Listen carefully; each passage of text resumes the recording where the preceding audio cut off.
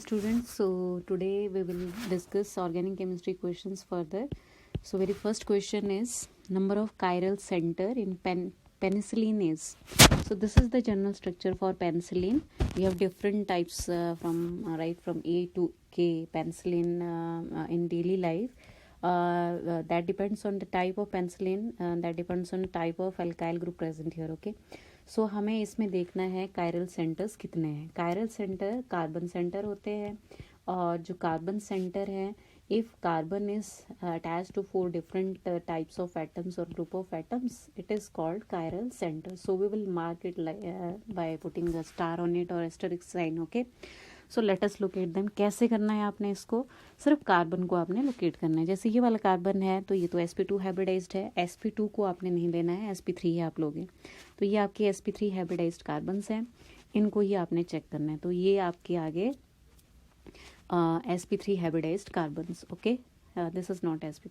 Okay, तो चलिए check करते हैं इसको. देखिए यहाँ पर ये वाला कार्बन है, इस कार्बन की अगर वैलेंसी हम देखें, यहाँ पर ये अटैच्ड है नाइट्रोजन से, एंड यहाँ पर ये अटैच्ड है सी कार्बन से. ओके, जो कि एक sp3 हाइब्रिडाइज्ड कार्बन है. और दूसरी साइड पे यहाँ पर जिस कार्बन से ये बॉन्डेड है, that carbon is sp2 hybridised. तो ये डिफरेंट एटम्स हो गए, है ना, डिफरेंट ग्रुप्स हो गए, डिफरेंट मॉलिक्यूल्स हो गए ये साइड में जिससे अटैच्ड है. इसलिए क्योंकि इसका फोर्थ वैलेंसी क्या होगा, फोर्थ वैलेंसी में यहाँ पर हाइड्रोजन अटैच्ड होगा. तो all the 4 valencies are different, इसलिए ये आपका हो गया कायरल कार्बन. नाउ आगे कार्बन पे, नेक्स्ट कार्बन पे देखते हैं हम. नेक्स्ट कार्बन पे देखिए, इस कार्बन पे ये इसके 3 बॉन्ड्स यहाँ आपको दिख रहे हैं, फोर्थ इसका हाइड्रोजन एटम है. तो इन तीनों को चेक करेंगे. पहले देखिए यहाँ नाइट्रोजन से अटैच्ड है, देन सल्फर से सेकेंड वैलेंसी ये डिफरेंट होगी. फिर यहाँ पर मूव करिए, यहाँ पर कार्बन से अटैच्ड है, और देन हाइड्रोजन से अटैच्ड है. तो all the 4 valencies are different, that's why this carbon is also your chiral carbon. Okay, यहाँ पर अगर हम बात करें इस कार्बन की, तो इस कार्बन पे क्या है, यहाँ पर फर्स्ट वैलेंसी यहाँ पर नाइट्रोजन है, देन सेकेंड यहाँ पर कार्बन है, यहाँ भी कार्बन है. लेकिन ये कार्बन आपका sp2 हाइब्रिडाइज्ड है, और ये कार्बन आपका sp3 हाइब्रिडाइज्ड है. कैसे फाइंड आउट करते हैं हाइब्रिडाइजेशन? ये आपका कार्बन है, सेंटर है, और ये इसके 4 बॉन्ड्स हैं, 4 डायरेक्शंस में ओरिएंटेड हैं. तो आप यहाँ पे S से स्टार्ट करेंगे एंड P, और इन सबको ऐड कर दोगे तो ये बन जाएगा sp3. जबकि इस वाले कार्बन की हाइब्रिडाइजेशन क्या है, यहाँ 3 डायरेक्शन में bonds Orient, number of bonds नहीं देखने आपने, सिर्फ डायरेक्शंस देखनी है. ओके, तो जैसे यहाँ 2 बॉन्ड्स हैं तो इसको आपने एक ही डायरेक्शन में अलाइंड होंगे ये, तो एक ही काउंट करना है. तो यहाँ पर इस कार्बन की हाइब्रिडाइजेशन क्या हो जाएगी, spp. तो अगर हम ऐड करेंगे इट इज़ spp, तो ये sp स्क्वायर हो जाएगा, sp2 हो जाएगा. ओके, तो this carbon is having 4 different valences, क्योंकि फोर्थ इसका हाइड्रोजन है अगेन, तो it is also your chiral carbon. Okay, next carbon, next sp3 hybridised carbon आपका ये वाला कार्बन है. इसकी वैलेंसेस भी देख लेते हैं, किन कार्बन्स किन ग्रुप से अटैच्ड है. तो पहले तो आप यही देख लो कि अगर कोई 2 ग्रुप्स सेम आ जाते हैं तो वो आपका कायरल कार्बन नहीं होगा. So this is not your chiral carbon. और इन वाले कार्बन ये sp3 हाइब्रिडाइज्ड तो है, बट इसमें देखिए 3 एटम्स सेम है, हाइड्रोजन एटम्स ही लगे हुए हैं ना. इस पे 3 जो वैलेंसेस हैं वो सेम एटम्स हैं, 3 हाइड्रोजन्स हैं. तो एटलीस्ट 2 भी अगर रिपीट होते हैं, सेम होते हैं, तो वो कायरल कार्बन नहीं होता है. Same is with this. So number of chiral carbon आपको पूछा है, सो 1, 2 एंड 3. तो इसका आंसर है 3. Next question. नेक्स्ट क्वेश्चन देखिए, most stable reagent for the given conversion. ये आपकी कन्वर्जन है, इसमें आप चेंज देखिए, यहाँ पर जो फंक्शन ग्रुप प्रेजेंट है, किस फंक्शन ग्रुप में चेंज आ रहा है. तो ये आपका अमाइड फंक्शन ग्रुप है, ये सेम है. यहाँ पर ये कीटोन, ये भी सेम है. यहाँ साइनाइड है, इसमें भी कोई चेंज नहीं आया है, but change is in this function group. ये कौन सा फंक्शन ग्रुप है, CO2H लिखा हुआ है. CO2H का मतलब है COOH, कार्बोक्सिलिक ग्रुप है, एंड कार्बोक्सिलिक ग्रुप आपका अल्कोहल में कन्वर्ट हो रहा है. So you are doing reduction here, and the stable reagent for reducing agent जो यूज़ करते हैं, याद रखना है आपने, जब एसिड का आपने स्पेसिफिकली रिड्यूस कराना है, so reagent is diborane. Okay, diborane को आपने ध्यान में रखना है. BH3 या B2H6 ये इसके लिए स्पेसिफिकली हम यूज़ करते हैं. B2H6 तो नहीं होता है, वैसे मेंशन हम करते हैं, otherwise it is BH3. Okay, B2H6. Next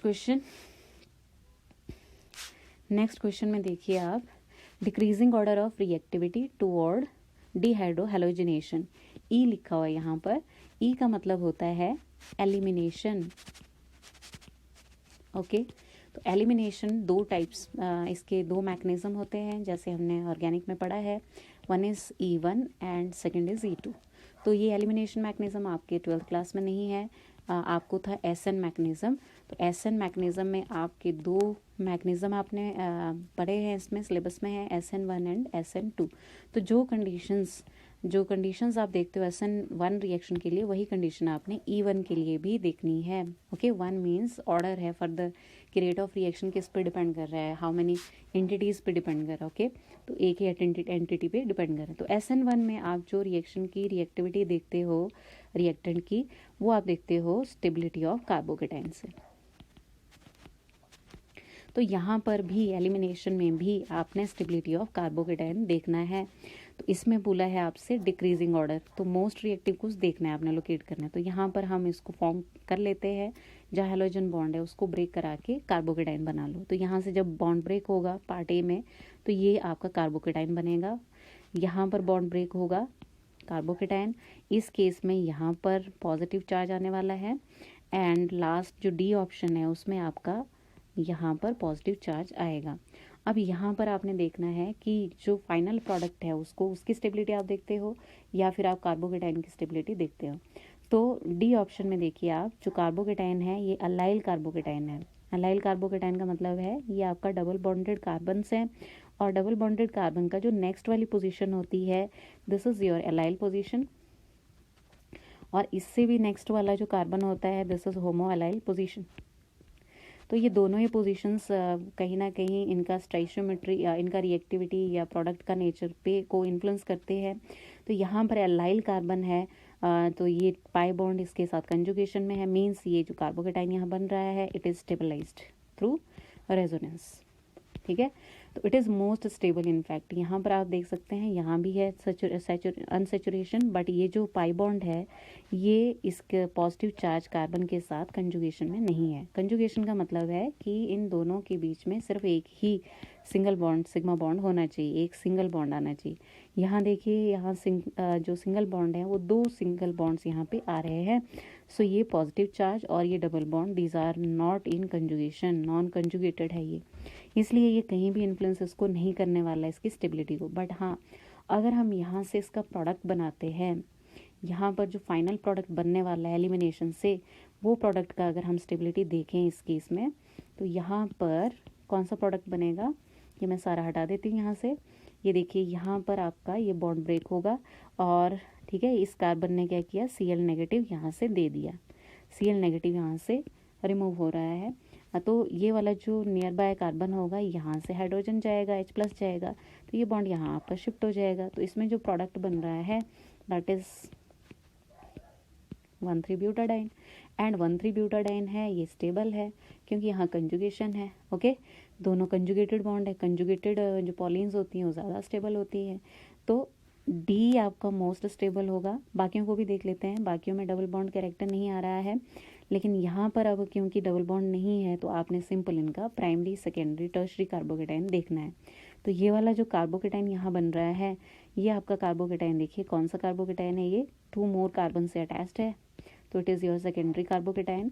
जबकि फर्स्ट केस में दिस कार्बन जिसके ऊपर पॉजिटिव चार्ज है, it is attach to 1 more carbon, so it is primary carbocation. So stability order क्या हो गया आपका, डी सबसे ज़्यादा स्टेबल बन रहा है, डी कार्बोकेटाइन।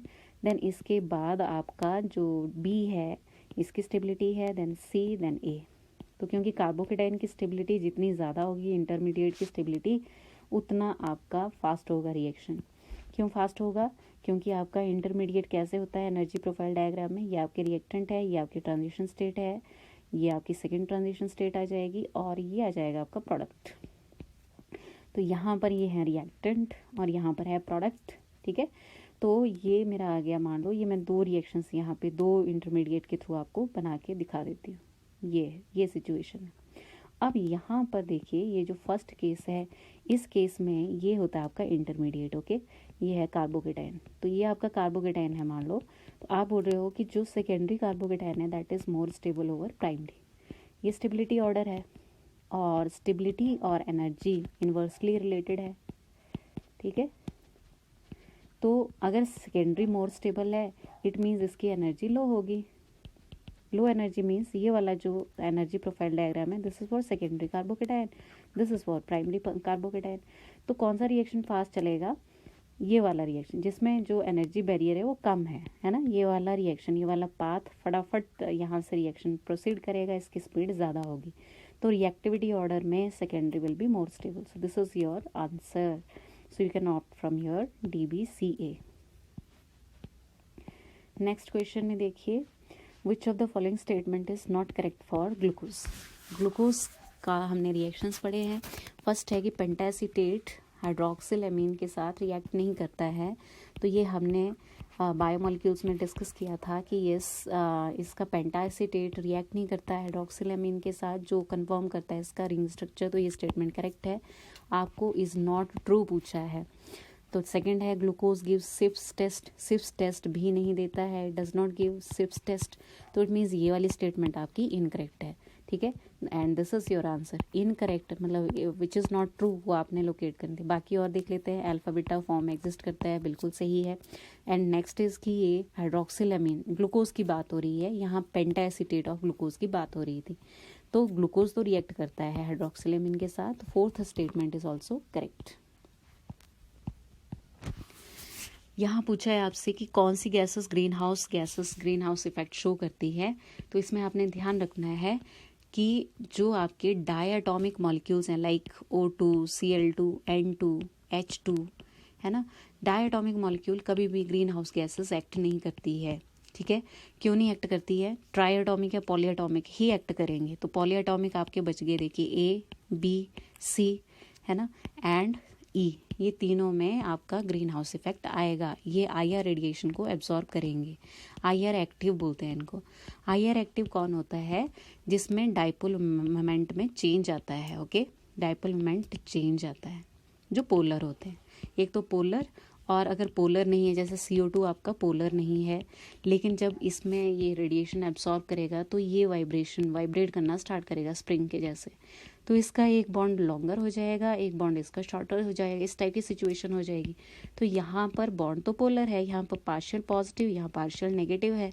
तो यहाँ पर अभी डाइपोल मोमेंट इतना सा है toward left and dipole moment toward right is higher. So इसका नेट इफेक्ट क्या होगा? इसमें से देखिए सिर्फ इतना सा माइनस हो जाएगा, है ना, लेकिन still we have this much dipole moment, है ना, ये तो बचा हुआ है हमारे पास ये वाला पोर्शन। तो इसका जो रिजल्टेंट डाइपोल मोमेंट है that is not equal to 0 during vibration, okay, vibrational mode में। इसलिए ये CO2 भी IR एक्टिव होता है। आपको पता है CO2 main green house gas है। CFC आपको पता है पोलर है। CFC क्लोरोफ्लोरोकार्बन हो गया। मान लो CH2 क्लोरोफ्लोरोकार्बन है, let it be CF2Cl2, okay, या CCl2F2, ये करेक्ट वे है इसको लिखने का। तो जब हम इसको ड्रॉ करेंगे तो यहाँ पर 2 वैलेंसी क्लोरीन की है, 2 फ्लोरीन की है। तो नेट डाइपोल मोमेंट यहाँ कैंसल आउट नहीं होने वाली है, इसमें नेट डाइपोल मोमेंट बचेगी, क्योंकि यहाँ पर जो डाइपोल मोमेंट, क्योंकि यहाँ डिफरेंस ज़्यादा है ना, यहाँ डिफरेंस ज़्यादा होगा। या बॉन्ड लेंथ भी देखिए आप, बॉन्ड लेंथ देखिए, यहाँ पर डाइपोल मोमेंट ऐसे अलाइंड होगी, है ना, और ऐसे। लेकिन यहाँ पर जो डाइपोल मोमेंट का फॉर्मूला होता है दैट इज़ Q×D। चार्ज तो चलिए मान लीजिए लेते हम सेम ही है, क्योंकि ज़्यादा डिफरेंस नहीं होता है क्लोरीन में।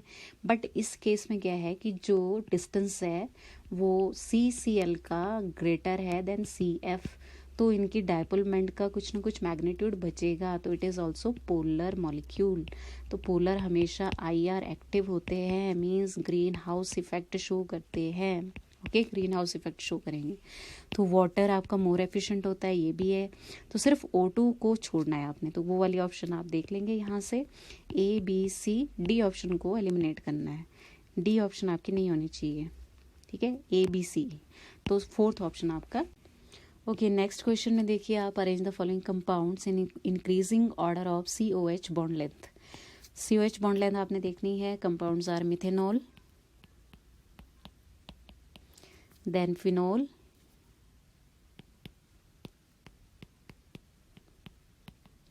Then para ethoxyphenol, para position पे इथॉक्सी ग्रुप आपने लगाना है। ओके, अब यहाँ पर क्या है, अगर देखिए कोई इफेक्ट है, मान लो आपके पास यहाँ रेजोनेंस का कंसेप्ट आता है एरोमेटिक कंपाउंड्स में, तो इसका लोन पेयर रेजोनेंस में है रिंग के साथ, जिससे कि इसका जो ये बॉन्ड है, बॉन्ड का नेचर है, बॉन्ड ऑर्डर है, that is not actually single bond, ये आपका रहेगा carbon single and carbon double bond के बीच में। ठीक है, एवरेज वैल्यू होगी यहाँ पर।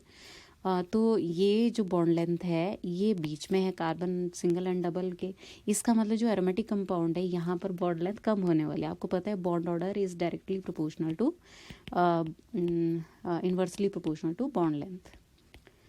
आपको पता है कि जो ट्रिपल बॉन्ड होता है like in carbons, carbon triple bond carbon आपका शॉर्टेस्ट होता है, then carbon double, then carbon single bond.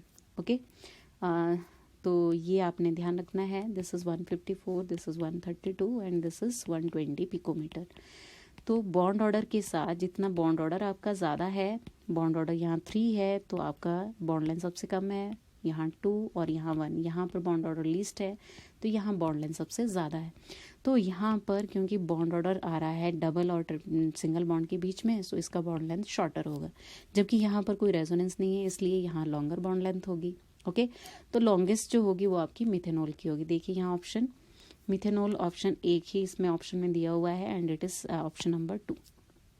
अब फिनोल और इथॉक्सीफिनोल में क्यों है पैरा इथॉक्सीफिनोल में फिनोल की शॉर्टर, बिकॉज यहाँ पे कोई भी अगर इलेक्ट्रॉन रिलीजिंग ग्रुप आपका अटैच हो जाता है, जैसे ये है, इसका जो लोन पेयर है it has plus are effect, तो ये क्या करेगा, which it will in turn will increase electron density on oxygen. तो इलेक्ट्रोनेगेटिविटी इफेक्ट भी होता है क्या ना, तो इससे क्या होता है कि जो इसका बॉन्ड लेंथ है थोड़ा इंक्रीज करेगा यहाँ पर।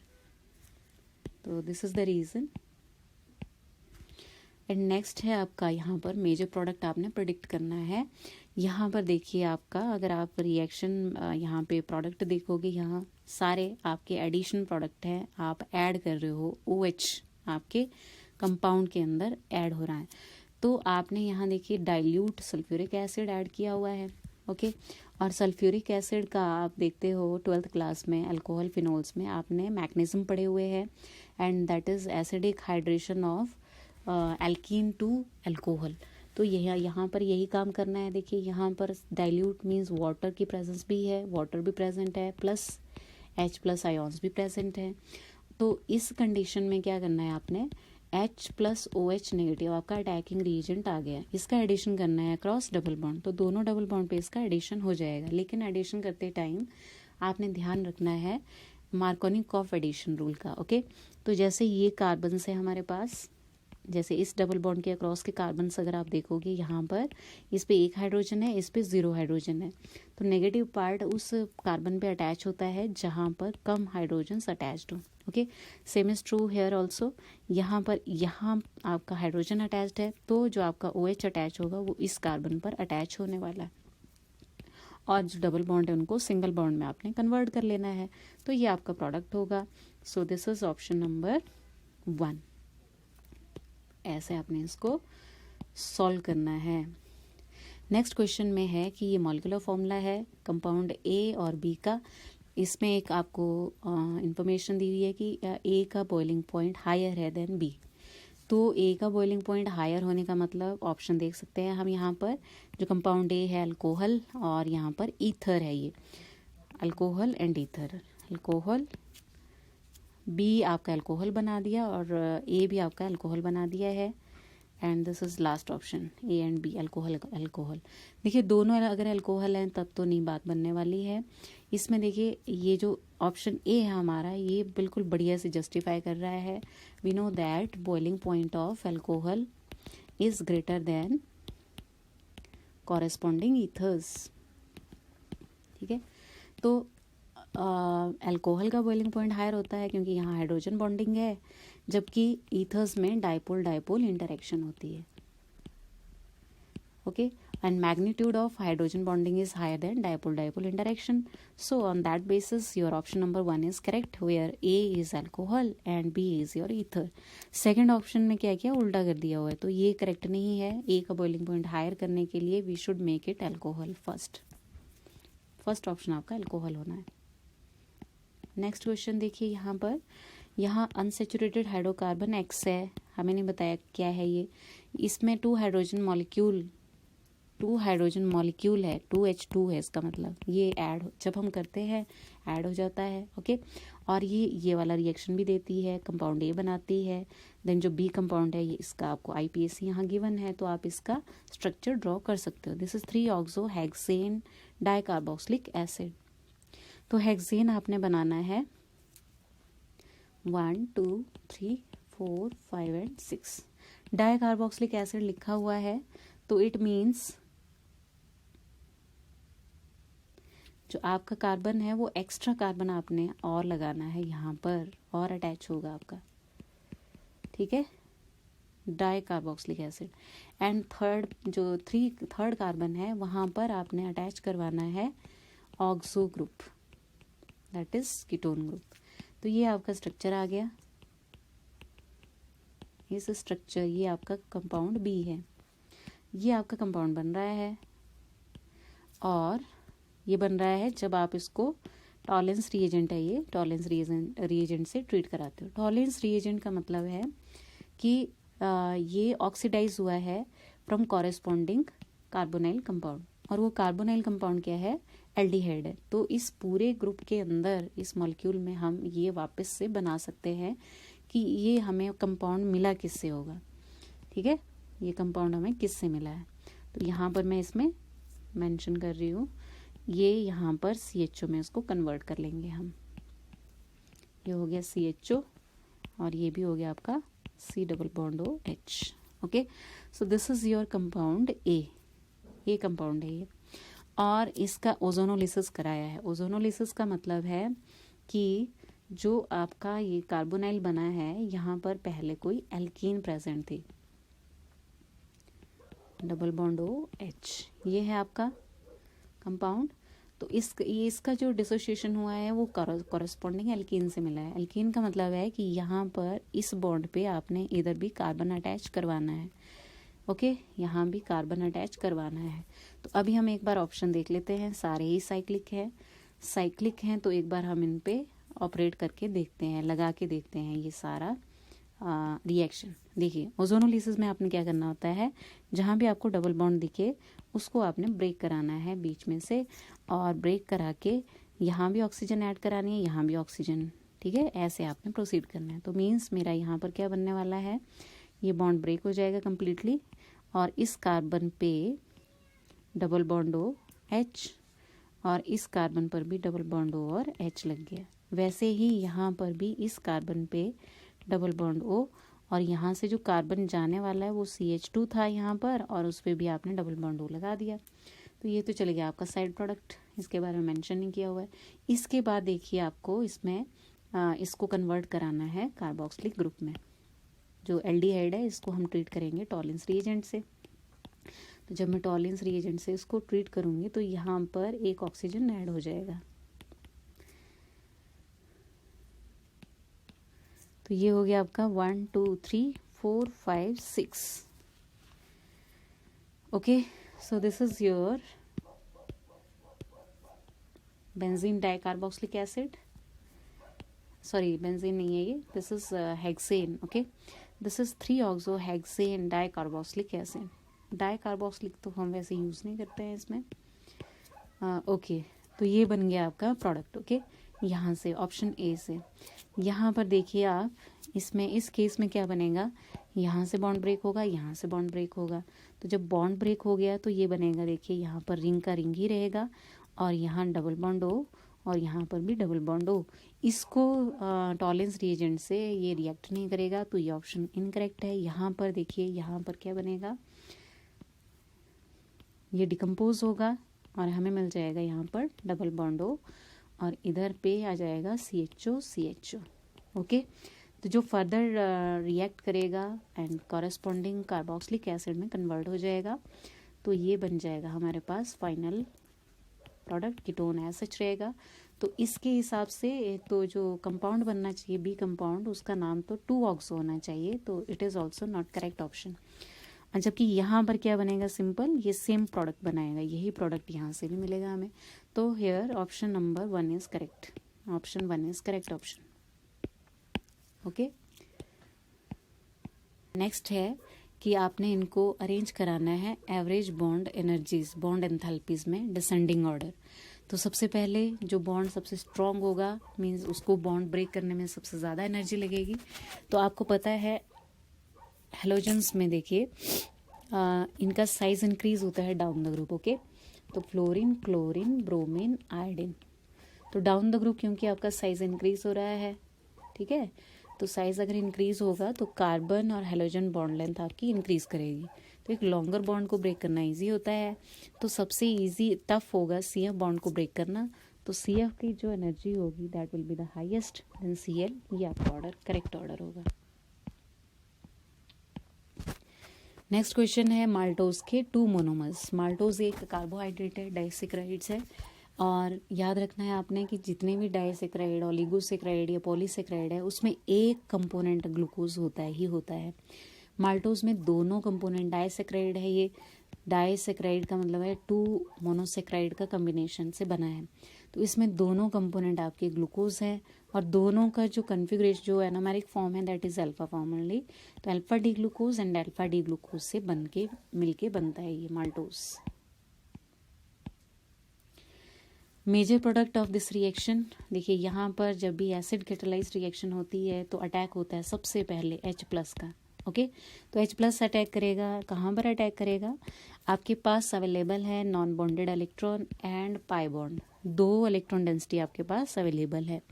लेकिन नॉन बॉन्डेड क्योंकि ज़्यादा रिएक्टिव होते हैं, more reactive than pi bond.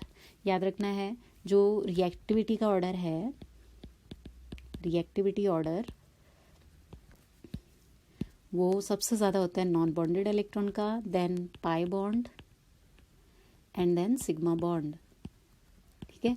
तो अगर आपके मॉलिक्यूल में नॉन बॉन्डेड या मतलब लोन पेयर जिसको हम बोलते हैं वो अवेलेबल होते हैं तो अटैक सबसे पहले यहाँ पर होगा, क्योंकि इसका एनर्जी हाईएस्ट होता है। इसमें जो होमो होता है, होमो की जो एनर्जी का ट्रेंड है वो इसी ऑर्डर में है, energy of HOMO of non bonded is highest, then of pi and then of sigma bond.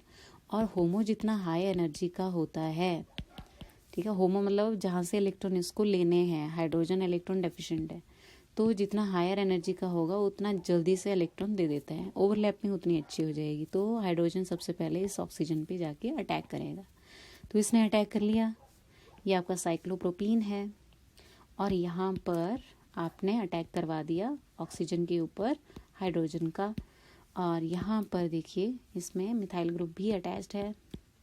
अब देखो यहाँ ऑक्सीजन के ऊपर पॉजिटिव चार्ज अपीयर हो जाएगा, ऑक्सीजन इलेक्ट्रोनेगेटिव है और डेफिशिएंट हो जाएगी।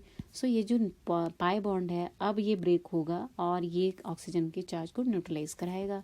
जब न्यूट्रलाइज कराएगा तो क्या हो जाएगा, यहाँ पर इस पे इसका चार्ज तो न्यूट्रलाइज हो गया, बट पॉजिटिव चार्ज कहाँ पर आ जाएगा, जहाँ से इलेक्ट्रॉन डेंसिटी विड्रॉ हो रही है, जिसका वैलेंसी कंप्लीट नहीं है, ठीक है। तो ये देखिए यहाँ तो ये आ गया, इसके फिर से 2 लोन पेयर्स इस पे डाइवेलेंट है, ठीक है, बट ये कार्बन इलेक्ट्रॉन डेफिशिएंट हो गया, पॉजिटिव चार्ज इस कार्बन पे चला जाएगा। अब देखो ये जो कंपाउंड है ये क्या यहाँ ऑप्शन में अवेलेबल है, yes this is there in the option.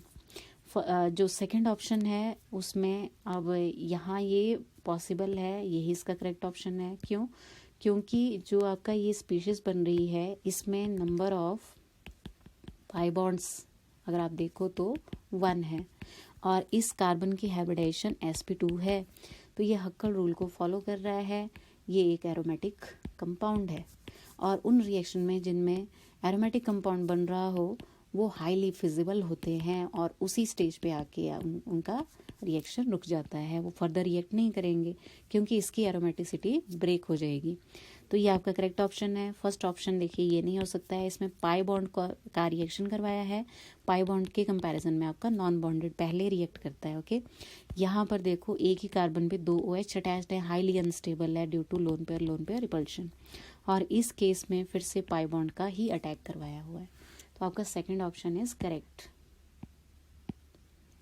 Then next question में Z प्रिडिक्ट करना है, तो हम स्टार्ट करते हैं। सबसे पहला ये डायजोटाइजेशन है, ये आपके एमीन्स चैप्टर 12th क्लास से है। यहाँ X बनाना है, तो जब भी ये रिएजेंट आपके पास हो और ये 0 से 5 डिग्री आइस कोल्ड कंडीशन में है, तो आपको इस ग्रुप को NH2 ग्रुप को डाइजोनियम ग्रुप में कन्वर्ट कराना होता है। क्या कि आपने बेंजीन पे कहाँ पे आपने चेंज करना है, यहाँ पर Br लगा हुआ है और इस पोजीशन पर आपने यहाँ NH2 को आप N2Cl में कन्वर्ट कर दोगे, ठीक है, बेंजीन डाइजोनियम क्लोराइड बन जाएगा। अब इसके बाद देखिए, ये हमने halo alkane hello arenes chapter में भी किया हुआ है, Cu2Br2, तो ये है आपका सेंडमेयर रिएक्शन। सेंडमेयर रिएक्शन में हम ये कॉपर के हाइलाइट ये सॉल्ट यूज़ करते हैं, तो ये Br को इंट्रोड्यूस कराता है इस पूरे ग्रुप के प्लेस पे। Br यहाँ पर आ जाएगा। अब देखिए यहाँ Br अटैच हो गया, इधर भी Br है। और नेक्स्ट रिएक्शन ये आपका Y हो गया। अब इसके बाद आपने इसका नाइट्रेशन करवाना है, नाइट्रेटिंग मिक्सचर यहाँ पर गिवन है आपको। अब नाइट्रेशन करवा रहे हो मीन्स नाइट्रोनियम आयन अटैक करने के लिए आ रहा है, तो जो ग्रुप ऑलरेडी प्रेजेंट है वो डिसाइड करेंगे कि कहाँ इसका डायरेक्शन, इसको कहाँ देनी है, कहाँ ग्रुप ने अटैक होना है, ग्रुप का अटैक कहाँ होगा। तो इनका डायरेक्टिव इन्फ्लुएंस, क्योंकि दोनों ही सेम ग्रुप्स है और ये होते हैं ऑर्थो पैरा डायरेक्टिंग, ठीक है। तो इस ब्रोमीन का अगर हम बात करें तो इसकी ऑर्थो पोजीशंस ये हो गई, पैरा पोजीशन ये वाली है। सेकंड ग्रुप की अगर हम बात करें, सेकंड Br की, तो इसकी ऑर्थो पोजीशन ये हो गई और ये वाली पोजीशन इसकी पैरा हो गई, ठीक है। इसके रिस्पेक्ट ये वाली पोजीशन इसकी पैरा पोजीशन है। तो नाइट्रोनियम आयन अटैक कहाँ पर करेगा,